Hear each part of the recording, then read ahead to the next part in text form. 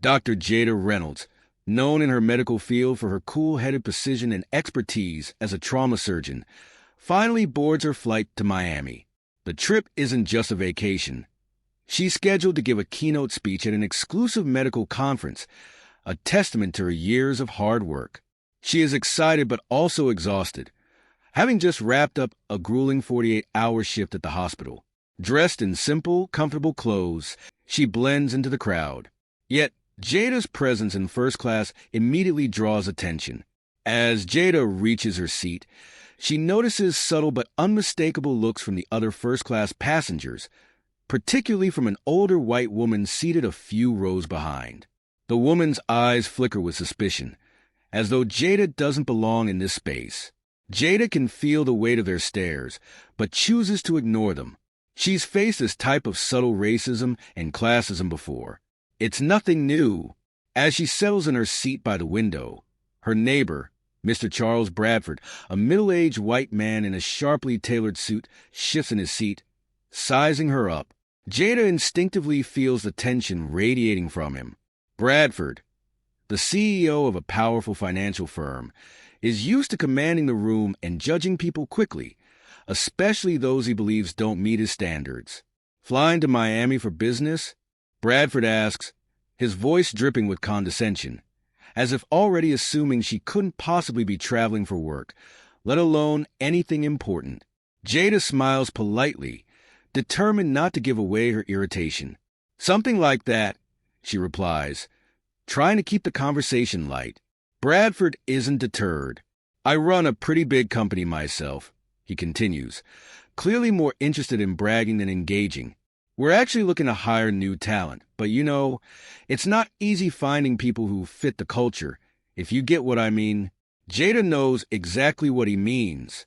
His thinly veiled comment about fitting the culture is something she's heard too often, usually from people who assume her success was a fluke or some diversity hire rather than her own merit. She gives him a nod but doesn't engage further, hoping he'll drop the conversation. But Bradford isn't done. What do? He asks, almost challenging her, his gaze lingering on her casual attire as if it couldn't possibly match the grandeur of his suit. Jada hesitates for a moment. She's well aware that telling people she's a trauma surgeon, especially while looking like a typical passenger, often leads to disbelief or patronizing comments. I'm a doctor, she says simply, not revealing more than necessary. Bradford raises an eyebrow, a smirk curling at the edges of his mouth. A doctor? Huh? Like a general practitioner? Or maybe you work in a clinic somewhere. Jada's patience begins to wear thin, but she remains composed. I'm a trauma surgeon. I work in emergency situations. For a split second, Bradford's expression falters, surprise flickering across his face before his condescension returns. That's interesting, he replies, clearly not convinced. Suddenly, a flight attendant approaches with a warm smile, interrupting their conversation. Dr. Reynolds, we've upgraded your meal to something a bit more substantial, considering your profession. The flight crew had done their research and knew exactly who Jada was, a guest of importance flying for a medical conference. Bradford's smirk disappears entirely as the flight attendant leaves. He fidgets uncomfortably in his seat, his previous confidence now replaced with uncertainty. The brief acknowledgement of Jada's status seems to throw him off balance, but he recovers quickly. That's nice of them, he says, forcing a smile. Though, if you ask me, doctors should take better care of their health, starting with their wardrobe. He chuckles, his words meant to land as a joke, but the sting of his judgment is clear. Jada, not one to take insults lightly, considers responding but decides against it. She knows how men like Bradford operate.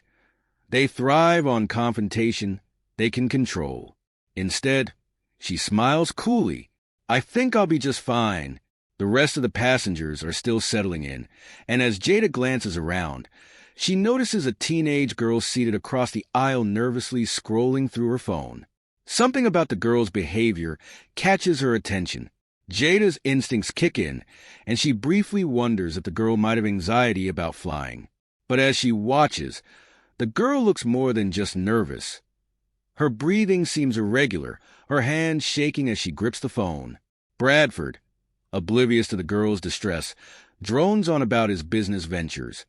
But Jada's focus is on something else now. Just as the flight crew begins to prepare for takeoff, the girl's mother, a middle-aged woman sitting beside her, calls for help in a panic. The girl suddenly collapses, her face pale and lips turning blue. A ripple of gasps spreads throughout the cabin. Bradford freezes, his bravado vanishing in an instant. Jada's heart races, but her mind remains steady and sharp, trained to act in crises. She immediately leaps into action, unbuckling her seatbelt and rushing across the aisle to the fallen girl. Bradford stares in stunned silence, no longer smug or condescending. All eyes are now on Jada, the woman he had so quickly dismissed, as she kneels beside the girl to assess the situation. What started as a tense, uncomfortable flight has now turned into a race against time. And Jada Reynolds is the only one who can save it. The once calm and routine flight to Miami quickly descends into chaos as the teenage girl across the aisle slumps over in her seat. The cabin fills with gasps and frantic whispers. The flight attendants rush forward, their faces betraying uncertainty. In the middle of it all stands Dr. Jada Reynolds, her mind already calculating, her training kicking in. Without hesitation, Jada clears the girl's seat and asks the mother to step back. Her calm demeanor and authoritative tone seem to take everyone by surprise, especially the mother, who looks up in confusion. "Who are you? Are you a doctor?" she stammers, desperate for help. "I am," Jada says firmly, pulling her stethoscope from her carry-on. She moves with such certainty that the flight attendants defer to her immediately, handing over the basic medical kit they keep on board. Jada silently curses a lack of proper medical equipment on flights, but she knows she has to work with what she's given. Meanwhile, across the aisle, Bradford watches the scene unfold, disbelief and fear mingling on his face. His earlier arrogance has completely evaporated. He suddenly feels small, insignificant in the face of this medical emergency, an unfamiliar sensation for a man so used to being in control. Jada leans in, quickly assessing the girl's condition. Her breathing is shallow, and her pulse is weak. It looks like a severe allergic reaction, perhaps anaphylaxis, but Jada needs confirmation. She questions the mother swiftly, every second crucial. Has she eaten anything unusual? Any allergies you know of? The mother, panic-stricken, stammers through tears. Peanuts. She's severely allergic to peanuts. She said she felt fine before takeoff. I don't know what happened. Jada's heart sinks. The symptoms match anaphylactic shock. The girl is in immediate danger, and Jada knows she doesn't have much time. She looks up at the flight attendants. "Do you have an epinephrine injector on board? We need it now." The flight attendants exchange nervous glances. One of them runs to check the kit, while the other admits, "We're not sure if we have it, ma'am." The tension in the air thickens. Without an epinephrine injector, the girl could lose her life before they even reach the nearest airport. Jada keeps her expression neutral, determined not to show the severity of the situation to the already panicking passengers. Time is running out, and her options are dwindling. Bradford, observing everything with mounting anxiety, leans forward. "Isn't there anything else she can do? I mean, she can't just..." His voice falters, revealing his growing sense of helplessness. The confident businessman, who had been so certain of his place and power, is now paralyzed by a situation beyond his control. Jada ignores him, her focus unbreakable. "I'm doing everything I can," she replies, her voice firm. Just then, the flight attendant returns, holding up the emergency kit with a triumphant but worried look. "We have an epinephrine pen." Relief washes over Jada, but she's not out of the woods yet. She swiftly administers the injection into the girl's thigh, explaining her actions to the mother in a calm, reassuring tone. The passengers around them hold their breath, watching intently as Jada works to stabilize the teenager. For a few agonizing moments, nothing happens. The girl's breathing is still shallow, her face pale and unresponsive. Jada kneels beside her, watching intently for any sign of improvement, her mind racing with contingency plans. Should she begin CPR? Would the girl's body respond to the epinephrine in time? Just as Jada is about to take the next step, the girl lets out a weak but audible breath. Her eyelids flutter, and her chest rises a little more steadily. A collective sigh of relief ripples through the cabin as the girl slowly regains consciousness, her color returning. Jada quickly assesses her condition, but it's clear that the immediate danger has passed. "She'll be okay for now," she tells the mother, her voice softer, more reassuring. "But we need to get her to a hospital as soon as we land." The mother breaks down in tears, overwhelmed with gratitude. Thank you so much," she sobs, clutching her daughter's hand. "You saved her life." But just as Jada starts to relax, believing the worst is over, the intercom crackles to life. "Ladies and gentlemen, this is your captain speaking. Due to the medical emergency, we're going to attempt an emergency landing in Orlando." The announcement is meant to calm the passengers, but it has the opposite effect on Jada. Orlando? They're still too far away. The epinephrine has worked for now, but without proper medical care soon, the girl could relapse. Jada immediately calls the flight attendant back. "I need to speak to the captain. We need to land sooner than Orlando." The flight attendant hesitates. "Ma'am, the nearest landing option is a small regional airport, but it's not equipped for a medical emergency." Jada's jaw tightens. It's a gamble, but they don't have a choice. "Tell the captain to land there. I'll stabilize her until paramedics arrive." The flight attendant rushes to relay the message, and Jada takes a deep breath, mentally preparing herself for the next steps. She stays close to the girl, monitoring her vital signs while giving clear instructions to the flight crew on what to do if her condition worsens. Across the aisle, Bradford watches in stunned silence, no longer the arrogant CEO who assumed he had the world figured out. His earlier belittling attitude toward Jada seems absurd now, especially in light of her calm, life-saving actions. As the plane descends into the small regional airport, Jada's heart pounds in her chest. She knows they're not in the clear yet, but for the first time during the flight, she feels a sense of hope. The girl's pulse is stronger, her breathing more regular. Jada's quick thinking and expertise have bought them valuable time. Bradford finally speaks, his voice unsteady. You're amazing," he stammers. I didn't think." Jada turns to him, her expression neutral but tired. "That's the problem, Mr. Bradford. You didn't think." Before he can respond, the plane touches down and paramedics rush on board. As they wheel the girl away, Jada watches, relieved but still on edge, hoping her work will be enough to save the girl's life in the long term. The passengers erupt in applause, recognizing the miracle that just unfolded at 30,000 feet. But Jada is already thinking about the next challenge, the next patient who might need her expertise. In this moment, though, the truth is undeniable. Jada Reynolds is more than anyone on this plane imagined. As the plane touches down at the small regional airport, a sense of relief washes over the passengers. The paramedics swiftly board, moving with professional urgency as they take the girl away to the nearest hospital. Jada watches them go, exhausted but grateful that the immediate danger has passed. The applause from the other passengers feels distant as adrenaline pulses through her veins.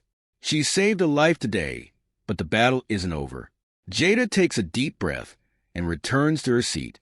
The reality of the situation begins to settle in.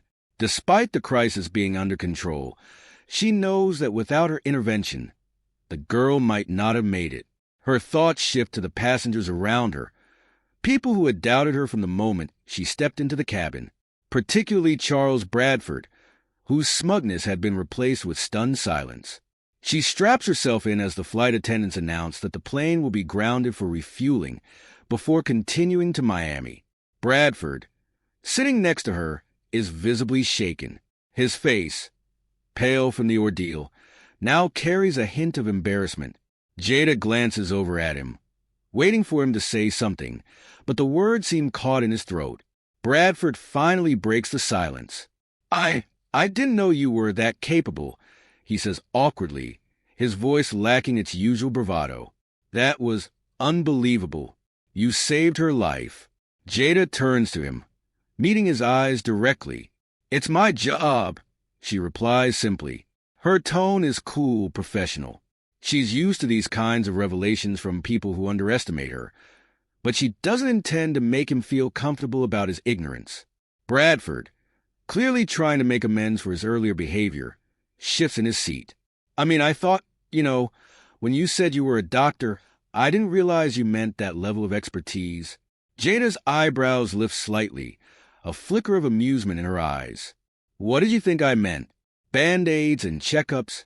Her words hang in the air for a moment, and Bradford looks down, his face reddening. He clears his throat, trying to recover. No, of course not. It's just that, well, you don't look like the kind of doctor I'm used to seeing.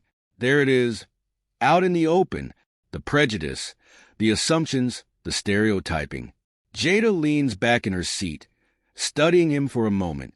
She's used to hearing this, but it never ceases to surprise her how people feel so comfortable voicing their biases once they're cornered by their own misjudgments. I see, Jada says calmly, but her tone sharpens. And what exactly does a real doctor look like to you, Mr. Bradford? Bradford falters, realizing the trap he's fallen into. No, I didn't mean, I'm not saying you're not. Look, you're clearly a brilliant doctor. Well, you know how it is. People make assumptions. People like you mean?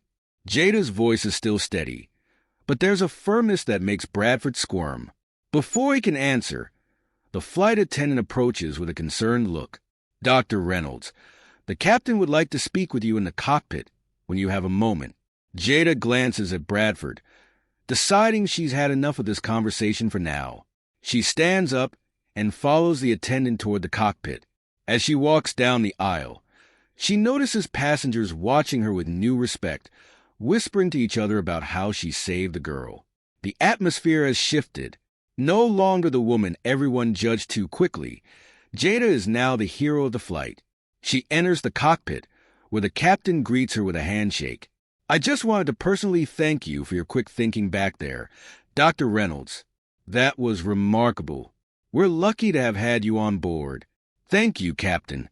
I'm just glad I was able to help. Jada replies modestly, though inwardly she feels the weight of the moment. Saving lives is what she does every day. But the circumstances here were different. She was an outsider, someone people had doubted, and now she's proven them wrong. The captain nods appreciatively and offers to personally arrange transportation for Jada to her conference once they land in Miami. We want to make sure you get where you need to be without any delays. Grateful. Jada accepts his offer and heads back to her seat, her mind racing. Bradford watches her return, a mix of curiosity and shame still clouding his expression. He knows he's been humbled, and though he's trying to salvage the situation, Jada can tell it won't be easy for him. As she sits down, the tension between them lingers. Bradford, still eager to fix his earlier blunder, blurts out, I run a charity for underprivileged communities. We help with scholarships, job placement, that kind of thing. Maybe I could, get you involved? It'd be great to have someone like you as part of our program. Jada raises an eyebrow. Bradford's attempt to shift the conversation into charity work feels like a thinly veiled attempt to earn her favor. She's seen this before. People trying to fix their conscience by throwing money or opportunities at problems they don't fully understand. But instead of calling him out directly, Jada decides to turn the tables on him. That's interesting. How many black women have received those scholarships from your charity? Bradford looks taken aback by the question. Well, I'm not sure offhand. We don't really track it by race, We just give to people who need it. Really? Jada asks, her voice still calm but pointed. Because from what I've seen, opportunities don't always go to the people who need them the most. Especially when they don't fit the culture. As you put it earlier, the color drains from Bradford's face as Jada's words hit him. She's not just a doctor who saved a life. She's a woman who has spent her entire career pushing through barriers he never even had to consider. Before Bradford can stammer a reply, the plane begins taxiing down the runway for takeoff again. Jada turns away from him, pulling out her phone to review her notes for the conference.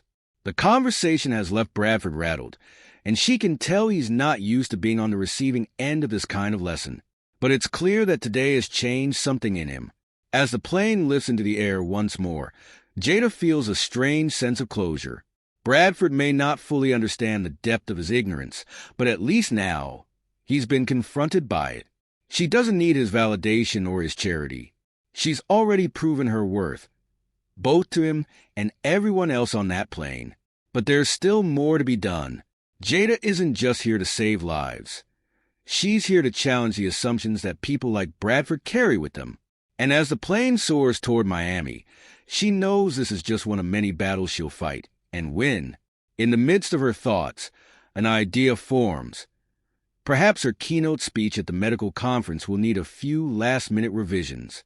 There's more to talk about than just medicine. There's a world of assumptions waiting to be dismantled. The flight finally lands in Miami, and as the passengers disembark, Dr. Jada Reynolds is met with lingering stares of admiration. While the flight attendants and a few passengers express their gratitude directly, others quietly watch, still processing the magnitude of what had happened on board. Jada, though tired, carries herself with the same calm grace she maintained during the emergency. But inside, her mind is racing. There's still work to be done. Waiting for her just past the gate is a personal driver, arranged by the airline in appreciation for her heroism. It's a nice gesture, but Jada can't help but think about how the situation would have played out had she not stepped in. Would this gesture have come if she hadn't proven herself? She shakes the thought from her mind for now. There's no time for introspection. She has a keynote speech to prepare for, and she's running late. The driver ushers her into the sleek black car, and they speed off toward the Miami Convention Center. As they navigate through the city, Jada's phone buzzes with multiple texts from the event coordinator. The first one is routine, confirming her arrival time, but the next one makes her pause. Dr. Reynolds, just a heads up, the conference chair has been changed. Mr. Bradford will now be presiding over the session. See you soon. Jada stares at the message, her heart skipping a beat. Bradford, the same CEO from the plane? Her mind spins as she recalls the arrogance he had shown before the medical emergency. And now, fate has brought them together again, this time in a professional setting. She wonders what kind of influence Bradford has in this conference. She was initially invited as a keynote speaker due to her groundbreaking trauma work. But now, with him presiding over the session, she wonders if there's an ulterior motive at play. Before she can delve further into her thoughts, they arrive at the convention center. The grand entrance bustles with activity as prominent doctors, surgeons, and medical professionals from around the world gather for the annual summit. Jada exits the car, adjusting her blazer, mentally preparing herself for the presentation ahead. But her mind keeps drifting to Bradford and what this unexpected encounter might bring. Inside the venue, she's quickly escorted backstage, where a makeup artist touches up her look and the event coordinator runs over last-minute details. Jada's nerves settle into their usual pre-speech rhythm, until she hears the familiar voice of Bradford echoing from the stage. And now, we have a very special guest with us today, Dr. Jada Reynolds, who, as you may have heard, just recently performed a life-saving intervention aboard a flight to Miami.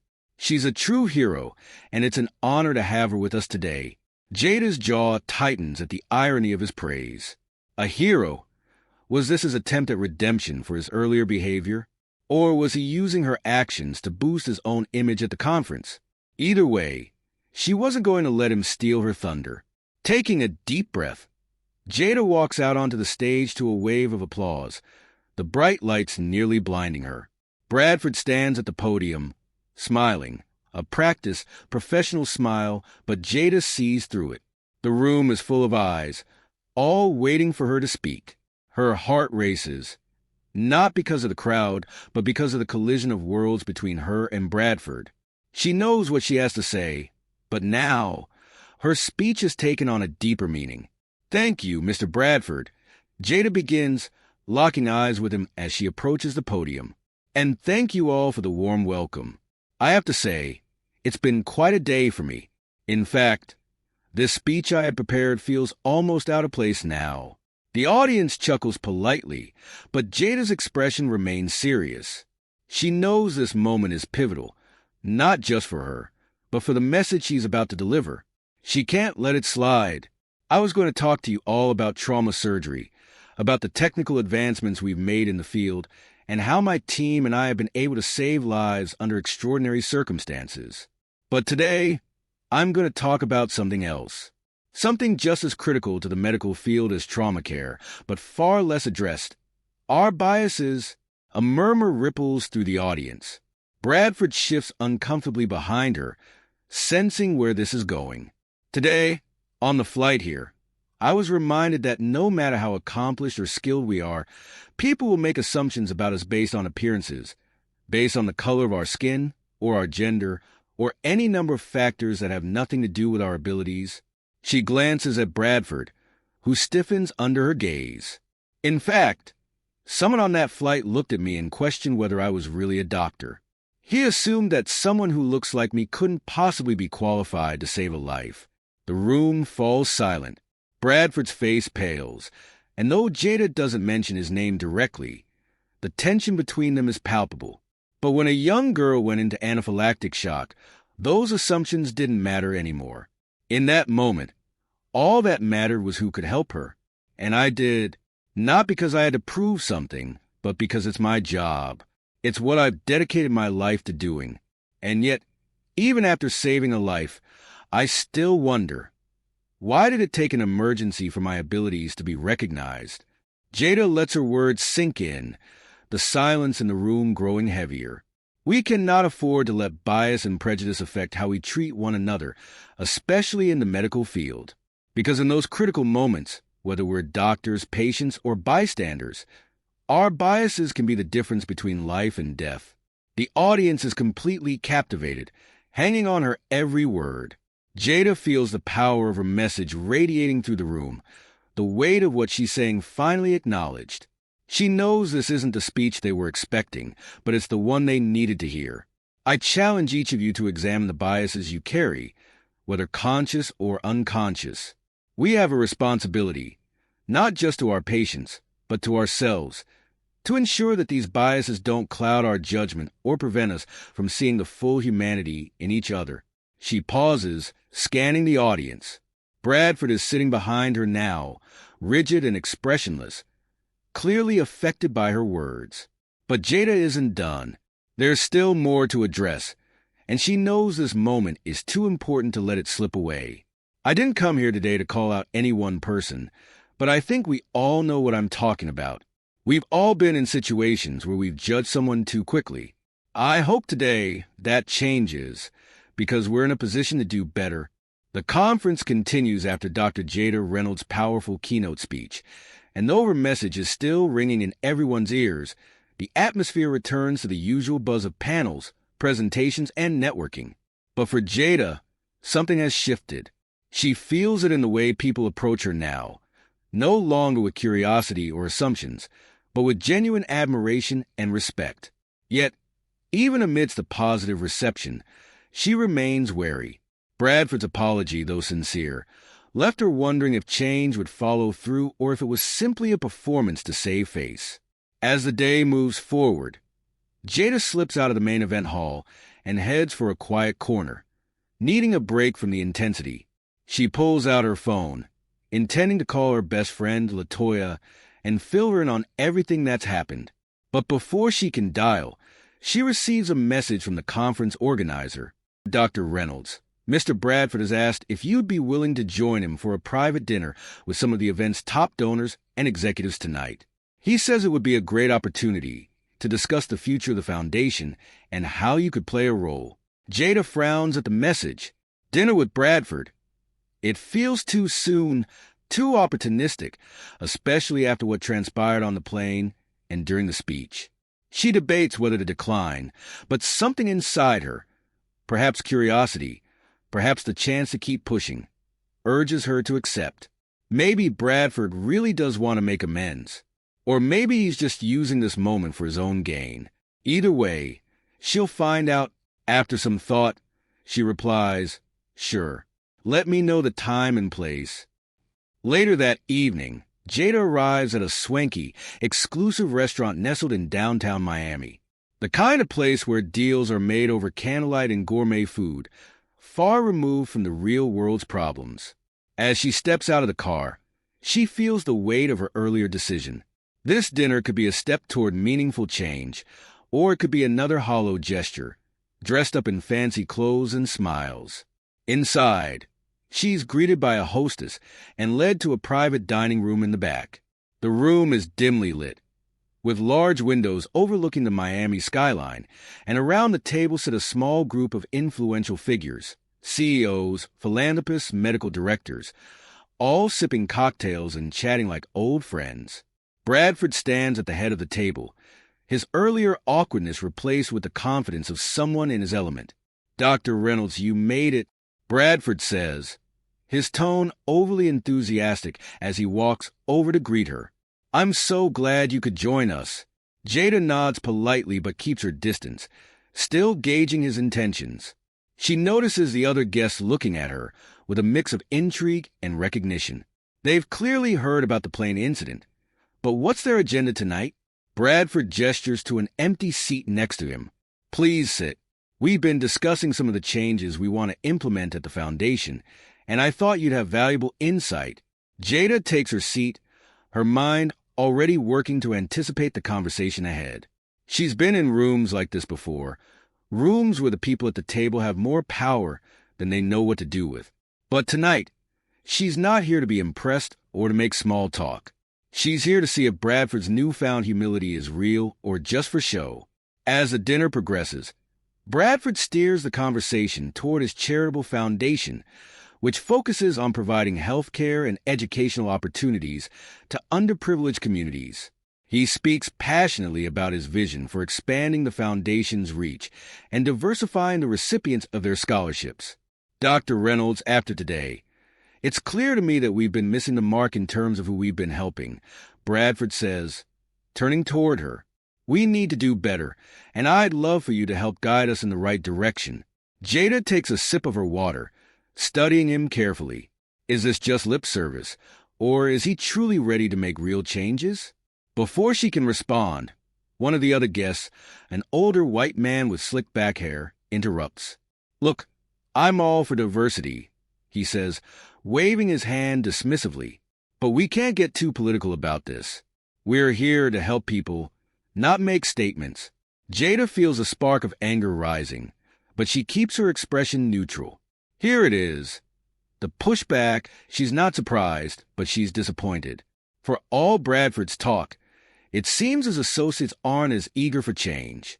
"Actually," Jada says, her voice calm but firm, "the idea that helping people and addressing diversity are separate issues is exactly the problem. You can't just throw money at underserved communities and hope it fixes everything. You have to understand the systemic barriers that keep people from accessing opportunities in the first place." The man raises an eyebrow, clearly not expecting her directness. Bradford shifts uncomfortably in his seat, as if torn between agreeing with Jada and maintaining the goodwill of his wealthy donor. Jada doesn't back down. If you're serious about change, then you need to be serious about listening to the people you're trying to help.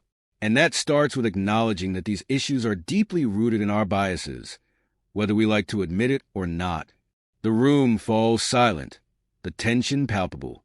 Bradford clears his throat, clearly trying to regain control of the conversation. "Dr. Reynolds is right," he says, though his voice lacks the conviction it had earlier. "We need to take a hard look at how we've been operating and make sure we're truly making a difference." Jada watches him closely. Is he just saying what she wants to hear, or is there genuine intent behind his words? The dinner continues, but the mood has shifted. Some of the other guests seem uncomfortable with the direction of the conversation, while others listen intently, sensing the importance of what Jada has said. As dessert is served, Bradford leans over to Jada and lowers his voice. I know I have a lot to learn, he says, almost apologetically, but I really do want to make things right. I'm hoping you'll consider coming on board as an advisor to the foundation. You could help us see what we've been missing. Jada is caught off guard by the offer. An advisor? It's more responsibility than she was expecting, but it could also be a real opportunity to influence meaningful change. Yet, she's not sure if she trusts Bradford's motivations, or if he's just trying to use her to clean up his image. Before she can respond, Bradford's phone buzzes on the table, interrupting the moment.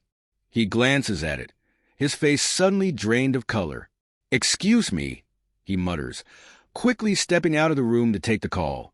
Jada watches him leave, her curiosity piqued. Something's off, and she can sense it.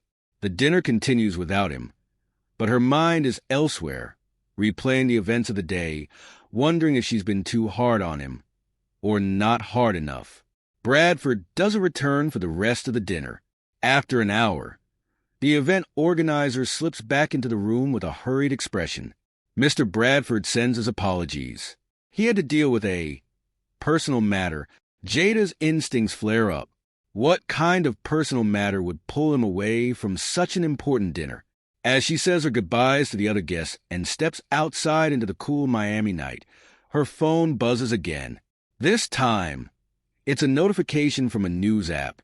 The sun rises over Miami, casting a golden light on the city as Dr. Jada Reynolds sits in her hotel room, staring at her phone. The headline from last night still lingers on her screen. Scandal hits Bradford's foundation. Allegations of mismanaged funds and discrimination. After a sleepless night, Jada knows that today is going to be a pivotal day, not just for her, but for everyone involved.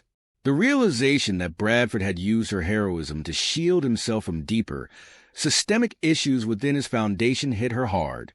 He didn't want change. He wanted a cover-up, and now, Jada finds herself with a choice: stay silent and protect her own rising reputation, or speak out and risk everything. As she paces the room, her phone buzzes again. It's LaToya, her best friend, calling. Jada answers with a heavy sigh. Girl, have you seen the news? LaToya's voice is full of concern. Bradford's dirty laundry is all over the place. Are you okay?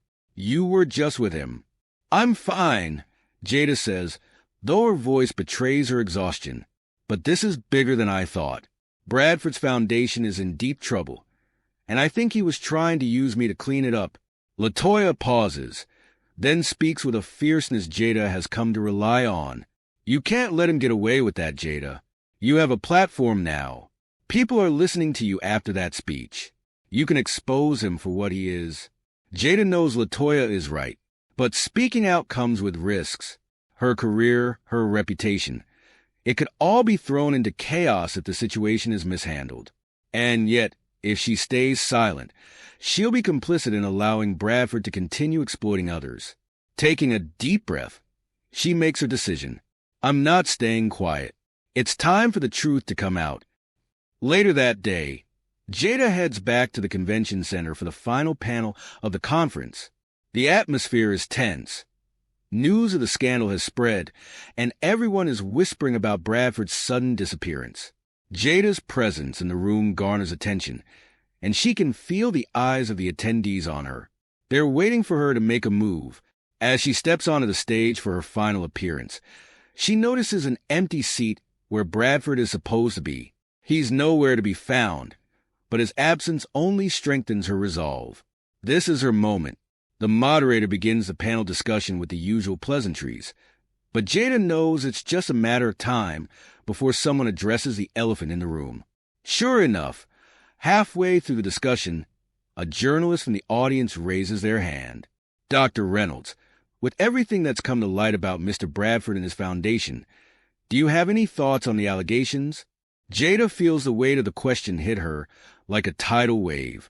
The room falls silent, waiting for her response. She knows that this is the moment that will define not just the outcome of this conference, but her future in the medical world. She stands, walking to the podium, and clears her throat. Yes, I do. The audience leans forward, the anticipation palpable. Jada takes a deep breath, her heart pounding. But she's ready. She knows exactly what she needs to say. I didn't come to this conference to get involved in politics or scandals. I came here to talk about trauma surgery, to share my knowledge and experience, and to hopefully inspire others in the medical community to keep pushing boundaries. She pauses, locking eyes with several people in the front row.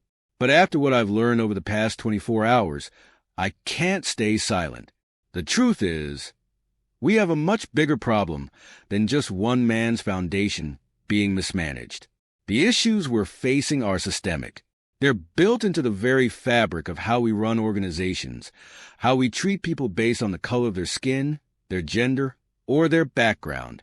And as much as I would love to believe that Mr. Bradford's foundation was an exception, I'm afraid it's not. The audience is completely silent, hanging on her every word. When I was invited to this dinner last night, Jada continues, I thought it was about creating real change. But I quickly realized that I was being used as a token to cover up deeper problems. I won't stand for that. I refuse to be part of any organization that uses people as shields instead of facing the truth head-on. She glances around the room, feeling a surge of adrenaline. She knows she's taking a huge risk, but the moment is too important to back down. And to everyone in this room, whether you're a medical professional, a philanthropist, or a business leader, I urge you to look beyond appearances. Look beyond the surface-level actions and ask yourself, are we really doing enough to fight the biases that plague our society? Are we really committed to making healthcare accessible and equitable for all? Or are we just using diversity as a buzzword while maintaining the same harmful systems? The applause starts slowly, but it quickly builds into a thunderous ovation. Jada feels a wave of emotion wash over her. This is the power of truth, the power of standing up for what's right, even when it's uncomfortable. But just as she's about to leave the stage, her phone buzzes in her pocket again. She pulls it out, glancing at the screen, and her eyes widen. It's a message from Bradford himself. We need to talk. I didn't mean for any of this to happen. Please meet me at the hotel lounge. I can explain. Jada feels a mix of frustration and curiosity. Now he wants to talk. After everything, Bradford still thinks he can smooth this over. But something about the message feels off. Is he really trying to explain, or is there more to this story than she realizes? She debates whether to meet him or to simply walk away. After all, she's already made her point.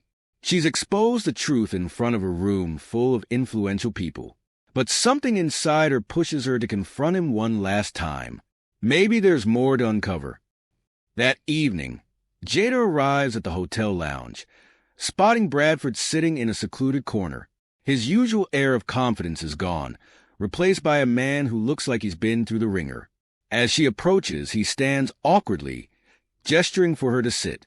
Thank you for coming, he says, his voice strained. I know you don't owe me anything, but I need you to understand.